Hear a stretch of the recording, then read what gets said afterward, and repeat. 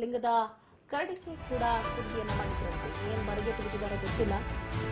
ದರ್ಶನ್ ಮಾಡಿಲ್ಲ, ದರ್ಶನ್ ಗ್ಯಾಂಗ್ನಲ್ಲಿ ಇರುವಂತಹ ಓರ್ವ ಈ ರೀತಿ ಮಾಡಿರ್ಬೇಕು.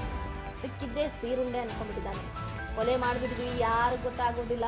ಚೈನ್ ಕದ್ರೆ ಏನು, ಬ್ರಾಸ್ಲೆಟ್ ಕದ್ರೆ ಏನು, ಹೆಂಗಿದ್ರು ದರ್ಶನ್ ಅಲ್ವಾ ಈ ಕೊಲೆ ಮಾಡಿಸಿರೋದು, ಎಲ್ಲ ಕೇಸ್ ಖುಲಾಸ ಆಗ್ಬಿಡುತ್ತೆ, ಏನ್ ಬೇಕಾದ್ರೂ ಕದಿಬಹುದು ಅಂತ ಒಬ್ಬ ಯೋಚನೆ ಮಾಡಿದ್ರು. ದರೋಡೆ ಕೂಡ ಮಾಡಿಬಿಟ್ಟಿದ್ದಾರೆ. ಏನ್ ಗೊತ್ತಾ, ಕತ್ತಲ್ ಹಾಕಿದ್ದಂತಹ ಗೋಲ್ಡ್ ಚೈನ್, ಕೈಯಲ್ಲಿ ಇದ್ದಂತಹ ಗೋಲ್ಡ್ ರಿಂಗ್, ಕಾಸ್ಟ್ಲಿ ವಾಚ್, ಹಾಗೆ ಲಿಂಗದ ಕರಡಿಕೆ ಸುಲಿಗೆ ಆಗಿರುವಂಥದ್ದು. ಅಂದ್ರೆ ಏನು ರೇಣುಕಾ ಸ್ವಾಮಿಯವರು ಲಿಂಗಾಯತರಾಗಿದ್ರು, ಹಾಗಾಗಿ ಲಿಂಗದ ಕರಡಿಕೆಯನ್ನು ಯೂಶಲಿ ಬಳಸ್ತಾ ಇದ್ರು. ಅದನ್ನು ಕೂಡ ಬಿಟ್ಟಿಲ್ಲ ಸ್ವಾಮಿ ಈತ, ಅದನ್ನು ಮಾರ್ಕೊಂಡು ತಿಂದು ಬಿಟ್ಟಿದ್ದಾನೆ. ದರೋಡೆ ಆಗೋಗ್ಬಿಟ್ಟಿದೆ ರೇಣುಕಾ ಸ್ವಾಮಿ ಕೊಲೆಗೂ ಮುನ್ನ. ಹಾಗಾದ್ರೆ ಆ ಕೆಲಸ ಮಾಡಿದ್ಯಾರು? ಈ ಡಿ ಗ್ಯಾಂಗ್ ನಲ್ಲಿ ಬರೋಬ್ಬರಿ 17 ಮಂದಿ ಇದ್ದಾರೆ. ಆ 17 ಮಂದಿಯಲ್ಲಿ ಈ ಕೃತ್ಯವನ್ನ ಎಸಗಿದ್ದು ಯಾರು? ಗೊಂಪಲ್ ಗೋವಿಂದ ಅನ್ಸ್ಬಿಟ್ಟಿದೆ.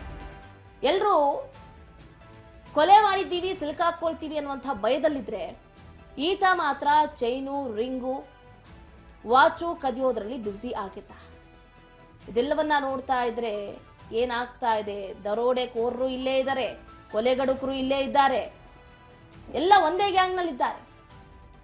ರೇಣುಕಾ ಸ್ವಾಮಿ ಕೊಲೆ ಪ್ರಕರಣದಲ್ಲಿ ಒಂದು ಕಡೆ ಚಾರ್ಜ್ ಶೀಟ್ ನಲ್ಲಿ ಇದೆಲ್ಲ ಸತ್ಯಾಂಶ ಬಯಲಾಗಿದೆ.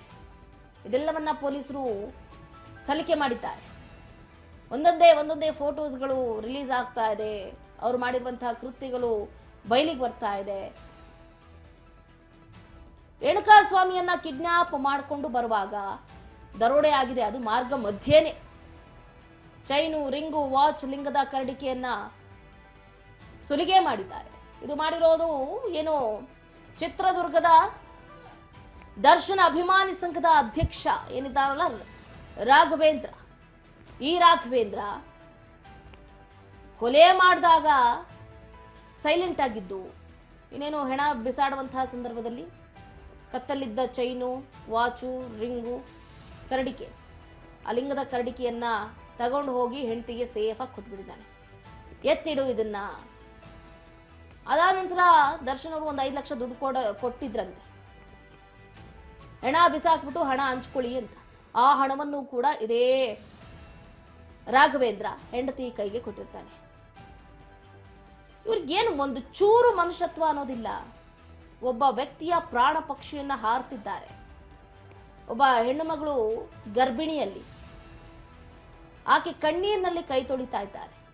ಆದ್ರೆ ಇವರು ಕುಡಿದು ತಿಂದು ಸುಖದ ಸುಪ್ಪತ್ತಿಗೆಯಲ್ಲಿ ಮೆರೆದು ಚಿಲ್ಲಾಗಿ ಕೊಲೆ ಮಾಡಿ ಒಬ್ಬೊಬ್ಬರು ಒಂದೊಂದು ರೀತಿಯಲ್ಲಿ ಫೋಟೋ ಫೋಸ್ ಬೇರೆ ಕೊಟ್ಟಿದ್ರು.